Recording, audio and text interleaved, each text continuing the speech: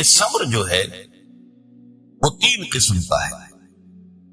صبر علی الاطاعہ، اللہ کی اطاعت کرنے میں صبر.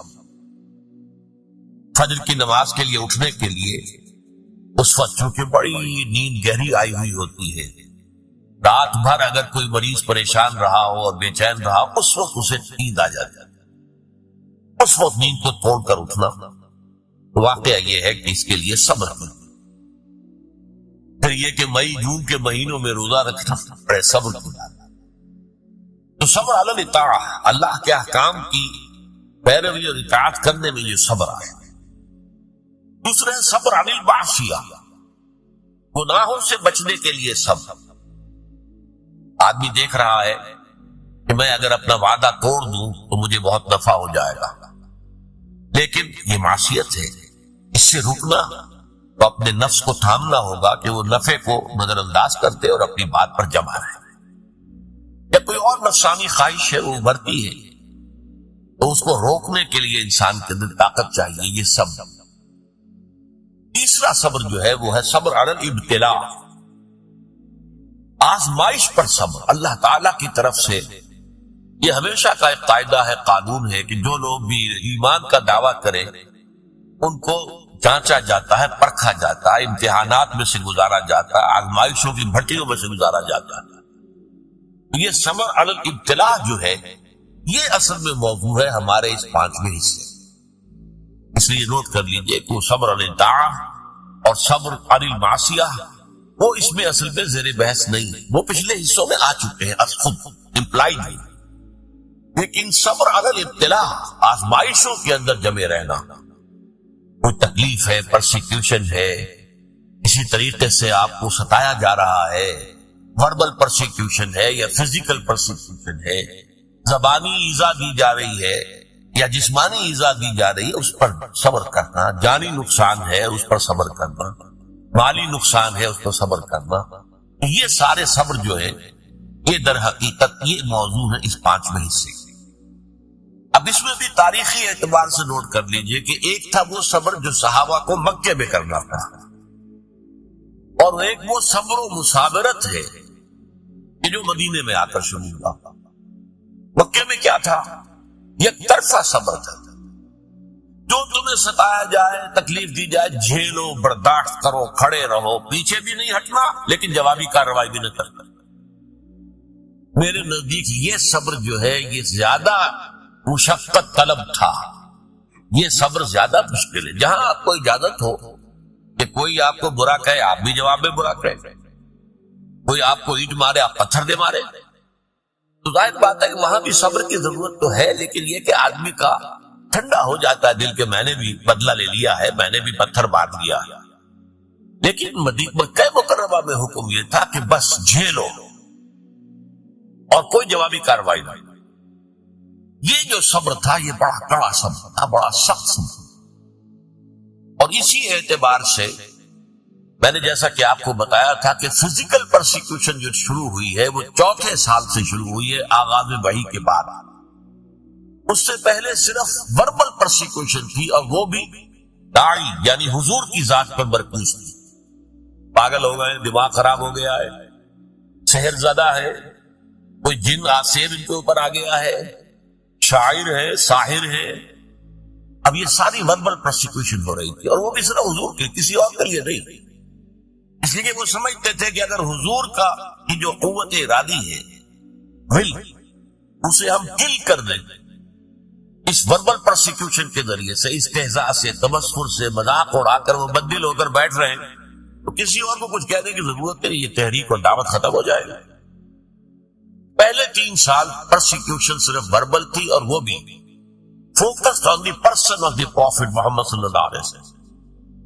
4 سال سے جب انہوں نے دیکھا کہ یہ تو نہ نبی کے حوصلے میں اور عزم میں کوئی کمی آئی، اور نہ یہ دعوت جو ہے رکی ہے، بلکہ دعوت تو پھیل رہی ہے، خاص طور پر ہمارے نوجوانوں میں، جو ہمارے مستقبل، ہمارے چشم و چراغ ہیں، وہ ان کے گر جمع ہو رہے ہیں. اور ہمارے غلام جو اب تک تو ثابت تھے اپنی قسمت پر کہ ٹھیک ہے ہماری قسمت تھی، اب غلام بنا دیے گئے، لہذا جو آ رہا ہے جھیل رہے ہیں. اب انہوں نے یہ دعوت نفوذ کر رہی ہے تو یہ تو ایسا ہے کہ جیسے بارود کا گودام ہو اور اس میں کوئی آگ لگائی جا رہی ہے. تب انہوں نے پھر فزیکل پرسیکیوشن کا بات، انہیں مارو، انہیں پیٹو، انہیں بھوکا رکھو، انہیں لوہے کی زنجیروں میں باندھ کر گھروں میں ڈال دو، فاقے دو، اور ان کو شدید ترین ایذائیں دو۔ یہ دور جب شروع ہوا ہے تو جیسا کہ میں نے عرض کیا، اس میں بڑے صبر کی آزمائش ہے، اور اس موضوع پر قرآن حکیم کا ضرب سلام سورہ عنکبوت ہے۔ سورہ عنکبوت کا پہلا رکوع آیات 13 ہے، اگرچہ اس میں ایک آیت جو ہے تو الف لام میم حروف مقطعات کی ہے، باقی 12 آیات قرآن مجید میں صبر علی الابتلاء کا جامع ترین مقام، جامع ترین مقام، اس پر ہم نے پوری تفصیل سے گفتگو کی۔ اس کے بعد کے جو 6 رکوع ہیں ان کو 2 حصوں میں تقسیم کیا جا سکتا ہے۔ پہلے 3 حصوں میں گفتگو یہ ہے کہ زیادہ تر مشرکین سے ہو رہی ہے، ظاہر بات ہے کہ مکی صورتوں میں وہ مضمون تو جاری رہے گا، اور اس میں یہ ہے کہ پچھلے انبیاء کی کہانیاں جو ہیں، ان کی داستانیں، ان کے حالات و واقعات بیان کیے جا رہے ہیں، تاکہ ایک طرف انہیں یقین آ جائے کہ ان کا انجام بھی وہی ہوگا، اور ایک طرف اہل ایمان کے دل کو تسلی ہو کہ بالآخر فتح جو ہے اہل ایمان کی ہوگی۔ یہ 3 رکوع ان دونوں پر مشتمل ہے، اگرچہ اس میں 2 باتیں بڑی بنیادی صبر کے ضمن میں بہت ہی بنیادی اہمیت کی آئی ہیں، وہ میں نے نوٹ کروائی تھی آپ کو۔ نمبر 1 یہ کہ یہ جو لوگ توحید کو چھوڑ کر کچھ تانے بانے بناتے ہیں اپنے عقائد اور اعمال کے، یہ ان کی مثال ایسی ہے کہ جیسے مکڑی بھی ایک جالا تن لیتی ہے، تانا بانا تو اس کا بھی ہے، جالا ہے، اس کا گھر ہے، تو ان کی مثال ہے کہ مثلا العنکبوت اتخذت بیتا، وہ بھی ایک گھر بناتی ہے، وَإِنَّ أَوْهَنَ الْبُيُوتِ لَبَيْتُ الْعَنْكَبُوتِ، حالانکہ معلوم ہے کہ تمام گھروں میں سب سے زیادہ کمزور گھر جو ہے وہ مکڑی کا گھر ہے۔ تو ان کی یہ تانے بانے بے بنیاد ہیں، غیر معقول ہیں، نہ فطرت میں بنیاد ہے نہ عقل میں بنیاد ہے۔ ذرا سی آپ اس کا تجزیہ کریں گے تو معلوم ہو جائے گا کہ بے بنیاد ہے، بے اصل ہے، ان کی کوئی حیثیت نہیں۔ اور دوسری مثال بہترین دی تھی، اور وہ یہ کہ حق کے منکشف ہونے کے باوجود جو لوگ باطل پر اڑے رہتے ہیں، ان میں بڑی تعداد ایسے لوگوں کی ہوتی ہے جو صرف اپنے تعلقات کی بنا پر وہیں پہ جمے رہتے ہیں۔ کیا کریں، اگر ہم بدل لیں گے بات تو ٹھیک ہے، لیکن ہم نئی بات قبول کریں گے تو اپنے خاندان والوں سے کٹ جائیں گے، اپنے رشتہ داروں سے کٹ جائیں گے۔ کوئی جماعت ہے اس میں ہم شریک ہیں، لیکن اتنے سال ہو گئے، ہمیں 50 برس ہو گئے، ہماری رشتہ داریاں اسی جماعت میں ہو گئی ہے، ہمارے کاروباری اتحاد وہی ہے، اب اس جماعت کو چھوڑ کر ہم کیسے جو ہیں پنپے کے کیسے؟ اس لیے کہا گیا ہے کہ ان کی مثال کیا ہے، کہ ان کا معاملہ یہ ہے کہ مودۃ بینکم فی الحیات الدنیا، تم باطل پر اڑے ہوئے ہو صرف اپنی دنیاوی جو زندگی ہے اس کے محبتوں اور تعلقات کی وجہ سے۔ یہ نہیں ہے کہ تم اس پر مطمئن ہو، کنونسڈ ہو، حقیقت تم پر منکشف ہو چکی ہے، یہ بات صحیح نہیں ہے، ہم غلط راستے پر جا رہے ہیں، لیکن مودۃ بینکم فی الحیات الدنیا یہ چیز ہے جو تمہیں روکے ہوئی ہے، آپ اس کو چھوڑ نہیں سکتے۔ آخری 3 رکوع جو ہے وہ میں نے عرض کیا تھا کہ یہ 3 رکوع در حقیقت اس میں 2 مضامین جو ہے ان کو لپیٹ دیا گیا، بٹ دیا گیا۔ ان میں سے ایک مضمون ہے وہی اہل ایمان سے خطاب، کہ آزمائش کے وقت کیا چیزیں ہیں جو تمہیں قائم رکھیں گی، تمہیں طاقت کس سے حاصل ہے، صبر کی بنیاد کن چیزوں پر قائم ہے۔ تو اس میں ہم نے دیکھا کہ 21ویں پارے کی جو پہلی آیات ہے نہایت جامع ذکر کی اہمیت، اتل ما اوحی الیک من الکتاب واقم الصلاۃ ان الصلاۃ تنہی عن الفحشاء والمنکر ولذکر اللہ اکبر۔ پھر یہ بھی فرمایا گیا کہ اہل کتاب کے ساتھ جو ہے، ان کے ساتھ جو ہے مجادلہ کرو، لیکن بڑے اچھے اسلوب، مشترک بات تلاش کرو اور وہاں سے بات شروع۔ اس طرح کے کی ہدایات آ گئی۔ پھر یہ ہے کہ مشرکین سے بات شروع ہو گئی۔ اب جو یہ آخری حصہ ہے آیت نمبر 56 سے لے کر 69ویں آیت تک، اس میں بھی آپ دیکھیں گے پہلی 5 آیات نہایت اہم ہیں ان لوگوں سے خطاب کر کے جو ان مشکلات اور مصائب کی بھٹیوں میں سے گزر رہے ہیں۔ ان میں سے بعض لوگ ایسے بھی تھے کہ جن کے صبر کا پیمانہ اب لبریز ہو رہا، مزید ہمت اپنے اندر نہیں پاتے تھے اس پرسیکیوشن کو برداشت کرتے، ان کے لیے ایک راستہ کھول دیا گیا، ایک اجازت دے دی گئی ہجرت۔ اگر تم ہمارے دین پر قائم نہیں رہ سکتے، اس جگہ پر اتنی سختی ہے، اتنا تشدد ہے، تو ٹھیک ہے تم ہجرت کر جاؤ، میری زمین بڑی وسیع ہے، بڑی کشادہ ہے، زمین سے نہ بندھے رہو۔ پروفیسر مرزا محمد منور صاحب ایک لفظ استعمال کیا کرتے تھے، میں اس کو انہی کے حوالے سے استعمال کر رہا ہوں، Islamic culture is not earth bound. اسلامی تہذیب اور ثقافت جو ہے وہ زمین سے جڑی ہوئی نہیں ہے۔ ایک ہوتا زمین، بھارت ماتا، ہم سب بھارت کی اولاد ہیں، سنز آف دی سوئل، نو، ہمارا تعلق نظریات سے ہے، اللہ سے ہے، ایمان سے ہے، اس بنا پر ہماری ایک جمعیت ہے۔ ان کی جمعیت کا ہے ملک و نسب پر اعتبار اور قوت دین سے ہے مستحکم جمعیت تیری، اس اعتبار سے مسلمان جو ہے وہ ارتھ باؤنڈ نہیں ہے۔ اگر ایک جگہ پر رہتے ہوئے تم دین پر نہیں چل سکتے، چھوڑو اس جگہ کو، دفع کر دو اسے اور چلے کہیں اور چلے جاؤ۔ لیکن ساتھ ہی کچھ اور باتیں بھی کہہ دی گئی، تو یہ در حقیقت یہ موقع کیا تھا؟ اسی کے بعد ہجرت حبشہ ہوئی کہ بہت سے لوگ جو ہے حضور کی اجازت سے وہ مکے کو چھوڑ کر اور حبشہ کی طرف چلے جائیں۔ لیکن یہ ہجرت صرف اس کے اندر صرف ایک چوائس دیا گیا تھا، ایک اجازت دی گئی تھی، یہ ہجرت واجب نہیں تھی۔ اس کے بعد جو ہوئی ہے 7 سال کے بعد ہجرت مدینے کی، وہ واجب تھی۔ وہ تو ایک جو سمجھئے کہ جو ریولوشنری پروسیس تھا محمد رسول اللہ صلی اللہ علیہ وسلم کا، اس کی اہم کڑی ہے، اس کا ایک ٹرننگ پوائنٹ ہے، وہ واجب تھی۔ لیکن یہ ہجرت جو تھی، جس کو اب ہجرت حبشہ کہتے ہیں، سن 5 نبوی میں جو ہوئی ہے، یہ ہجرت تھی اجازت، جا سکتے ہو، اگر نہیں تم سے جھیلا جا رہا تو ٹھیک ہے، تم مکے کی زمین کو خیر بات کہو، کہیں اور چلے جاؤ۔ اور کہاں چلے جائے اس کی ہدایت حضور نے کر دی کہ حبشہ کا ملک ہے، زیادہ دور نہیں ہے حبشہ، درمیان میں صرف ریڈ سی ہے، پورا قلزم، بس اس کو کراس کرو، کشتیوں میں بیٹھے اس کو کراس کیا، حبشہ پن۔ تو یہ ہجرت حبشہ کی طرف اشارہ ہو رہا ہے، تو ارشاد ہوا یا عبادی الذین آمنوا، یہی بڑا پیارا انداز، اے میرے وہ بندو جو ایمان لائے۔ ایک بات میں نے اس سے پہلے کئی مرتبہ کہی ہے آپ سے کہ قرآن مجید میں یا ایھا الذین آمنوا، یہ جو طرز خطاب ہے یہ صرف مکی صورتوں مدنی میں نہیں، جبکہ ایک امت کی شکل بن گئی، تحویل قبلہ ہو گیا، معلوم ہوا کہ ایک نئی امت نئے مرکز کے گرد اب وجود میں آ گئی، لہذا وہاں یا ایھا الذین آمنوا، اور اس میں صرف صاحب ایمان نہیں، منافقین بھی شامل ہوتے۔ پورے قرآن میں کہیں منافقین کو نہیں کہا گیا یا ایھا الذین نافقوا، وہ بھی اپنے ایمان کے مدعی تھے، انہیں ایک مسلمان سمجھا جاتا ہے، اسی یا ایھا الذین آمنوا میں دونوں کور ہو جاتا ہے۔ قرآن مجید میں مکی صورتوں میں یا ایھا الذین آمنوا کا لفظ صرف ایک صورت میں آیا ہے، اور وہ صورت ہے کہ جس کے بارے میں اختلاف ہے کہ وہ مکی ہے یا مدنی، وہ سورہ حج ہے۔ اس کے بارے میں یہ رائے بھی ہے کہ وہ مکی ہے، اور یہ رائے بھی ہے کہ مدنی، اور اس کی بعض آیات جو ہے ان سے محسوس ہوتا ہے کہ وہ مدنی ہے، وہ اصل میں میرے نزدیک برزخی آیات ہیں، نہ مکی نہ مدنی، یعنی حضور کے سفر ہجرت کے دوران نازل۔ مکہ آپ چھوڑ چکے، مدینہ ابھی پہنچے نہیں، دوران میں سفر جو آیات نازل ہوئی اس کو میں برزخی کہہ رہا ہوں، تو دنیا اور آخرت کی زندگی کے درمیان ایک مرحلہ ہے برزخی، ایسے ہی یہ مکی اور مدنی کے درمیان۔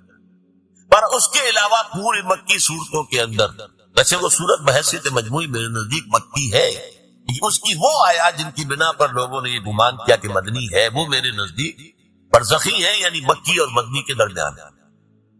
باقی اگر مکی صورت میں خطاب ہوتا ہے تو یا عبادی الذین آمنوا، یا عبادی الذین اسرفوا، اور یہ بڑا ہی محبت آمی، اے میرے وہ بندو جو ایمان لائے۔ اب اس سے زیادہ التفات اور عنایت اور توجہ اپنائیت جسے کہ اے میرے وہ بندو، اسی کی ایک مثال آپ کو ملتی ہے سورہ زمر میں، قل یا عبادی الذین اسرفوا علی انفسہم لا تقنطوا من رحمت اللہ، اے نبی ان سے کہہ دیجیے اے میرے وہ بندو جنہوں نے اپنے اوپر ظلم کیا ہے، کوئی گناہ کمائے ہیں، کوئی معصیت کا ارتکاب کیا ہے، تو جان لو کہ تمہارا رب جو ہے وہ رحیم ہے، تواب، وہ تو تمام گناہ معاف کر دے گا۔ لا تقنطوا، مایوس نہ ہو جائے گا اس کی رحمت سے. یا عبادی الذین اسرفوا لا تقنطوا من رحمت اللہ انہ یغفر الذنوب جميعا. سارے گناہ حدیث میں آتا ہے کہ کوہ احد جتنے گناہ بھی ہو تو میں معاف کر دوں گا آنے واحد. توبہ کرو خلوص کے ساتھ, آنے واحد میں سب نسیم منسیہ ہو جائیں گے جیسے کہ ان کا وجود آئے. وہی انداز ہے یا عبادی الذین آمنوا ان ارضی واسعۃ. دیکھو ہماری زمین بہت کشادہ, صرف مکہ ہی تو نہیں ہے رہنے کی جگہ, ارضی واسعۃ. ہاں عرب کے اندر جو ہے سارے علاقے وہ قریش کے تابع تھے, لہذا قریش کے مقابلے میں پناہ دینے والا کوئی قبیلہ نہیں, لہذا عرب کی سرزمین تو اپنی وسعت کے باوجود تنگ ہو چکی. البتہ عرب سے باہر پوری دنیا پڑی ہے جاؤ, لیکن ڈٹے رہو, ایمان سے پیچھے نہ. ان ارضی واسعۃ فإیایا فاعبدون. بس میری ہی بندگی کرو, یہاں نہیں کر سکتے تو وہاں جا کر کرو. اس میں پھر حضور نے نشاندہی فرما دی صلی اللہ علیہ وسلم کہ جاؤ حبشہ میں چلے جاؤ, وہاں ایک بادشاہ ہے جو بڑا انصاف پسند ہے. اس بادشاہ کے پاس نجاشی رحمت اللہ علیہ جو بعد میں ایمان بھی لے آیا اور انہیں تابعین میں شمار کیا جاتا ہے کہ حضور کی زیارت تو ثابت نہیں ہوئی ہے, لیکن یہ کہ وہ ایمان لائے ہیں, صحابہ کو انہوں نے دیکھا ہے جو بھی گئے تھے ہجرت کر کے وہاں, لہذا انہیں تابعی شمار. ان ارضی واسعۃ فإیایا فاعبدون, میری ہی بندگی کرو. اسی سے ملتے جلتے اشعار ہیں حضرت علی رضی اللہ تعالی عنہ. بلاد اللہ واسعۃ فضاء. اللہ کی سرزمین جو ہے وہ بڑی وسیع ہے. بلاد اللہ واسعۃ فضاء ورزق اللہ فی الدنیا فصیح. اور اللہ کا رزق بھی دنیا میں بہت پھیلا ہوا ہے. وَقُلْ لِقَائِلِ الْقَائِدِينَ عَلَى هَوَانٍ. تو ذرا جو لوگ بے عزتی بے غیرتی کی وجہ سے بھی رہ رہے ہیں کسی جگہ, ایک جگہ رہ رہے اگرچہ بے عزتی ہو رہی ہے, توہین ہو رہی ہے, اہانت ہو رہی ہے, ان کی حمیت کو کچلا جا رہا ہے. فَقُلْ لِلْقَائِدِينَ عَلَى هَوَانٍ. اس توہین آمیز روش کے باوجود جو وہاں بیٹھے ہوئے ہیں ان سے کہہ دو فَقُلْ لِلْقَائِدِينَ عَلَى هَوَانٍ إِذَا ضَاقَتْ بِكُمْ أَرْضٌ فَسِيحُوا. اگر کوئی ایک زمین تم پر تنگ پڑ جائے تو چھوڑو اس کو, کہیں اور چلے جائے, اپنی عزت نفس کی حفاظت. اور یہاں معاملہ ایمان کا ہے, اپنے ایمان کی حفاظت. یا عبادی الذین آمنوا ان ارضی واسعۃ فإیایا فاعبدون کل نفس ذائقۃ الموت ثم الینا ترجعون. اب اس میں دوسرا رخ بھی آ گیا. دیکھو یہاں کے تشدد سے آخری اندیشہ اسی کا ہے نہ کہ وہ تمہیں قتل کرتے ہیں, لیکن سوچ لو اگر ابھی تم قتل سے بچ جاؤ گے تو کیا موت سے بچے رہو گے؟ موت تو آنی, آج نہیں تو کل, کل نہیں تو پڑ. لہذا یہ اجازت تھی, کیونکہ صرف یہ کوئی حکم نہیں تھا, ہجرت اجازت, اور اس اجازت کے اندر یہ چیز امپلائڈ تھی کہ جس کی ہمت جواب دے رہی ہو, اس میں مزید جھیلنے کی جو ہے برداشت کرنے کی ہمت نہ اپنے اندر پائے وہ چلا جائے. لیکن انہیں سے کہا جا رہا ہے تو موت سے بچ کر تم کہیں نہیں جا سکتے. اگر سمیہ رضی اللہ تعالی عنہ اور یاسر رضی اللہ تعالی عنہ کو شہید کر دیا ابو جہل نے, اور تمہیں بھی کر دیں تو کیا تمہیں تکلیف ہوگی؟ سیدھے جنت میں جاؤ. حساب کتاب کا انتظار نہیں ہوگا, یوم قیامت کا بھی انتظار نہیں. باقی لوگ بڑے سے بڑا ولی اللہ ہو وہ بھی جنت میں داخل ہوگا قیامت کے بعد, حساب کتاب کے بعد, اور تم تو جاؤ گے فوراً جنت کے اندر. لہٰذا یہ پہلو سامنے رکھو. اب دیکھیے میں نے عرض کیا تھا پہلے رکوع کے درس میں کہ دو چیزیں اس میں ساتھ ساتھ چلتی, دلجوئی بھی اور ڈانٹ ڈپٹ. یا دلجوئی کا پہلو کیا ہے؟ ٹھیک ہے بھائی, اگر برداشت سے باہر بات ہو رہی ہے تمہارے تو جاؤ, تمہیں اجازت ہے, تم ہجرت کرو. بات یہ بھی کس چیز سے ڈر کر جا رہے ہو؟ موت سے. موت تو آنی, کل نفس ذائقۃ الموت ثم الینا ترجعون. پھر ہماری طرف تمہیں پلٹنا ہے, لوٹا دیا جائے گا. والذین آمنوا وعملوا الصالحات. اور وہ لوگ جو ایمان لائے اور عمل صالح کرے, جو ڈٹے رہے اس پر. لنبوئنہم من الجنۃ غرفا تجری من تحتها الانہار. ہم لازماً انہیں جگہ دیں گے جنت کے بالا خانوں میں جن کے نیچے نہریں بہ رہی. یہاں دیکھیے وہی صیغہ اب آ رہا ہے جو پہلے رکوع میں بار بار آیا. لَنَجْزِيَنَّهُمْ أَحْسَنَ الَّذِي كَانُوا يَعْمَلُونَ. وہاں پر آیا تھا ہم تو لازماً آزمائیں گے. وَلَنَبْلُوَنَّ وہ بھی ہے ان کو آزمایا جائے گا. اس اعتبار سے وہی صیغہ تاکید تھا. لَنُبَوِّئَنَّهُمْ ہم لازماً انہیں دیں گے جگہ دیں گے مِنَ الْجَنَّةِ غُرَفًا جنت کے بالا خانوں میں تجری من تحتہا الانہار جن کے نیچے نہریں بہتی ہوں گی. خالدین فیہا اس میں وہ ہمیشہ ہمیشہ رہیں گے. نعم اجر العاملین بہت ہی اچھا اجر ہوگا عمل کرنے والوں کا. اور اب نہایت خوبصورت مقام ہے یہاں پر. عمل کرنے والوں کی بنیاد کیا ہے؟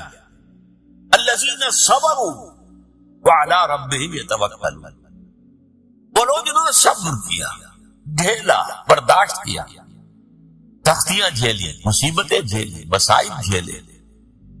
جبکہ مکے کی گلیوں میں گھسیٹا جا رہا تھا حضرت بلال، اور جیسے جانور کی لاش گھسیٹی جاتی ہے، کھینچ کر لائی جاتی ہے، اسی طریقے سے زندہ انسان، گوشت پوشت کا انسان، اور اس کے گردن میں رسی ڈال کر دینی ہے چھوکروں کو، گھسیٹو اس گلیوں میں.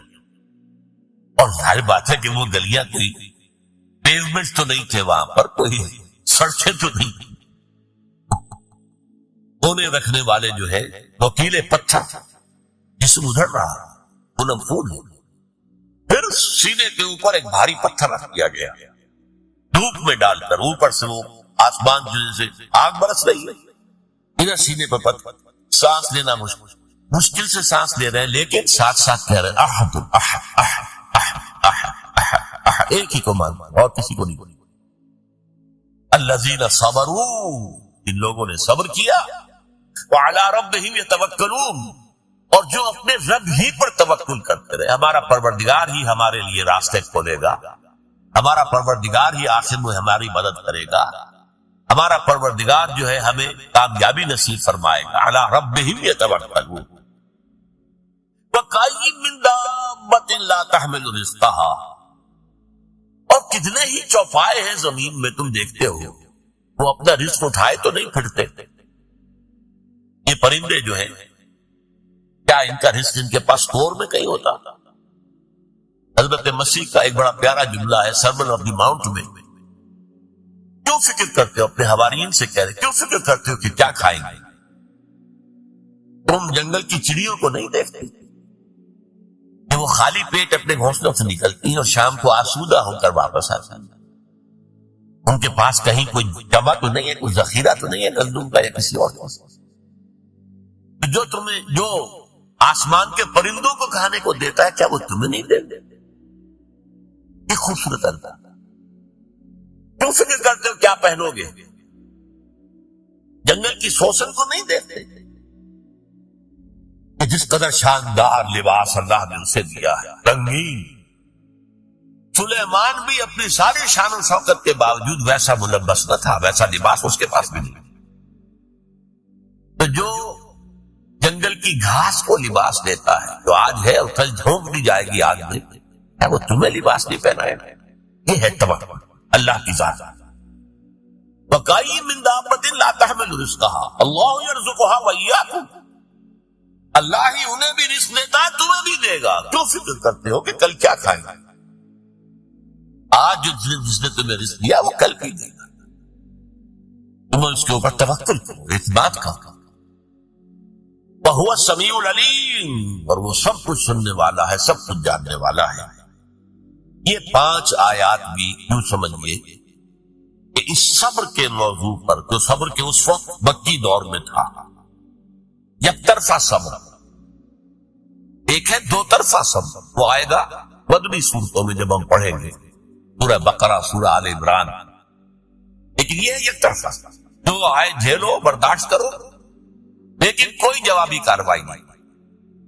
اس صبر کے لیے جو ہدایات دی گئی سورہ عنکبوت کے آخری 3 رکوع جو ہے انہی پر مشتمل ہے. اور ان میں سے یہ 5 آیات جو ابھی ہم نے پڑھی ہیں نہایت اہم ہے، نہایت جامع. بارک اللہ لی ولکم فی القرآن العظیم.